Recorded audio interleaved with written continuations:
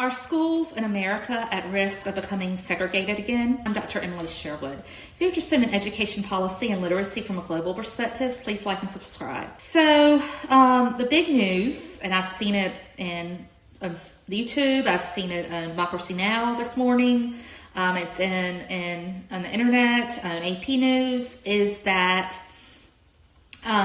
the Justice Department has canceled desegregation order for a school district in Louisiana. Now, at first glance, that's just kind of confusing. Like, why was there a desegregation order? What does that mean? So what that means is the school was under this order, the school system was under this order to desegregate schools. So in the early 1970s, some in the late 1960s, but mostly in the early 1970s, many school districts, hundreds of school districts across the country, were put under orders to desegregate because somebody at the school did not want to desegregate. So schools used to be separate. There were black schools, there were white schools, and even there were schools for other minorities at different times in different places. Sometimes there were Native American schools where only Native Americans could attend and they couldn't go to the white school. Sometimes places on the southern U.S. border, there were Mexican American schools. So the ruling was in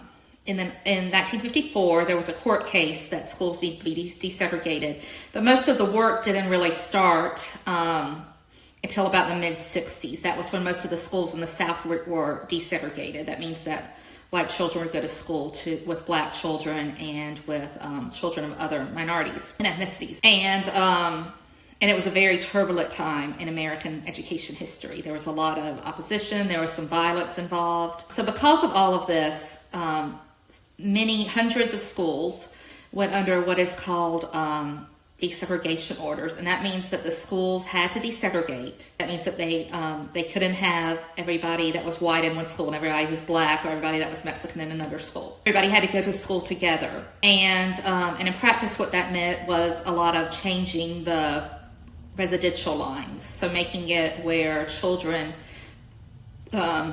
there were children of multiple ethnicities, multiple backgrounds in one school. That meant often changing who went to what school, because unfortunately in the United States then and even now, neighborhoods are often segregated. So there's often a neighborhood that has mostly black people or mostly white people. And this is especially true in the South, unfortunately. The South is the place where there was the most segregation. And so it's not unusual for these school districts to be removed from desegregation orders. It's actually really common, and just in Tennessee alone, half of the schools that had desegregation orders were released in the 1990s and early 2000s. So it's not an unusual thing for these schools to be released. And what being released means is that they have formed a plan and they're able to have desegregated schools, and they've shown that they're committed to that and will continue to have desegregated schools. So they don't need the government watching them to make sure that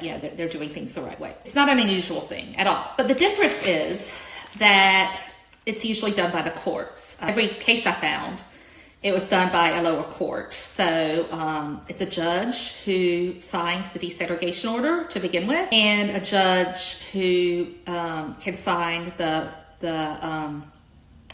order to stop the desegregation order. And it doesn't always have to be the same judge. It can be a different judge. But what's interesting in this case is that the Justice Department did this. Now, when I looked at the press release about it, which I'm going to put in the description box, the Justice Department did get the approval of a judge. So a judge was involved. I thought maybe looking at it first that the government did this without the courts involved at all, which would be a huge deal, because this is not the responsibility of the executive branch, which is the branch that has the president and all the committees and all the agencies. It's the responsibility of the courts. However, it does seem like from all the press releases and all the notices and all the news that this was really something the Justice Department did and that they're proud of doing. This is a new thing because, again, this is usually a process that's done through the court. Now, for this particular school system, I don't think it's a big deal that this happened. I looked up the school system. It's a good school system. It has a lot of diversity. And at schools, it's highly rated. I don't think the kids are really going to even know the difference. However, this is the start of something, and the president has even said that this is the start, that there's going to be more desegregation orders removed.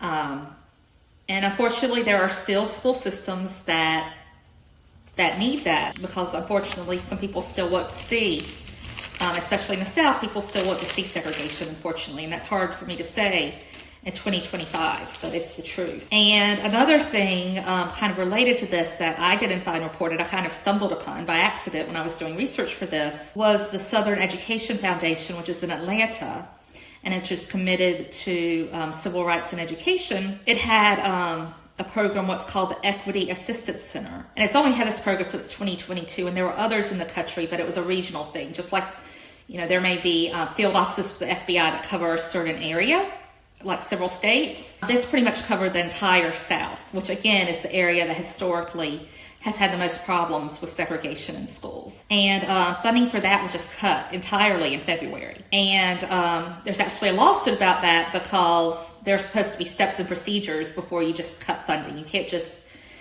cut funding during the funding year. There's supposed to be a procedure and prior notice, and everything was just cut entirely. And again, that was in the area where most of the segregation was the biggest issue. So it looks like there may be some things happening that are not positive. Just for clarity, there are 132 desegregation orders still in effect. They're largely in Mississippi and in Georgia and Alabama, but only 2 are outside of what you might call the Deep South, which is that southeast area of the country where there was the most slavery and there was the most segregation and the most opposition to integration. And only 2 of them are outside of that. One is in Indiana and one is in Texas. So this is concerning. It is. And we'll just have to wait and see what happens in the future with it. Schools, there's a saying that schools are more segregated now than they were in the 1950s. That's actually not true.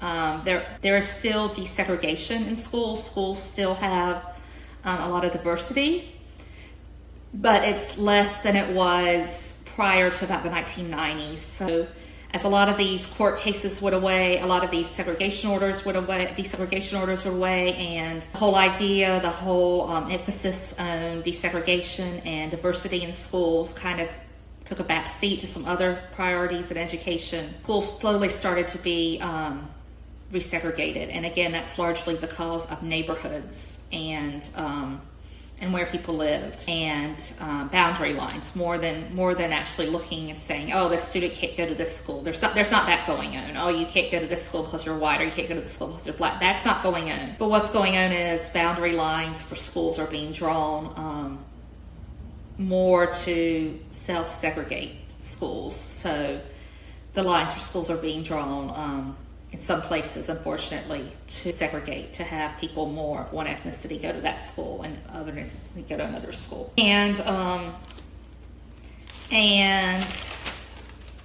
that's unfortunate. But I fear that this new trend by the president and by his staff will lead to even more segregation. So yeah, that's the story on that, the true story that you may not read if you just look at the AP News article or you look at CNN, because like I said, there are some complexities in here about the process. There's been a problem with due process in general the last few weeks, the last few months in the United States, about how do you do things legally and what are the procedures to do things. And I feel like the closing of this center is just one more case where things were just done very hastily and without the proper channels and the proper process. And I'll be interested to see how the court case will work out of the Southern Educational Foundation. So that's all I have for today.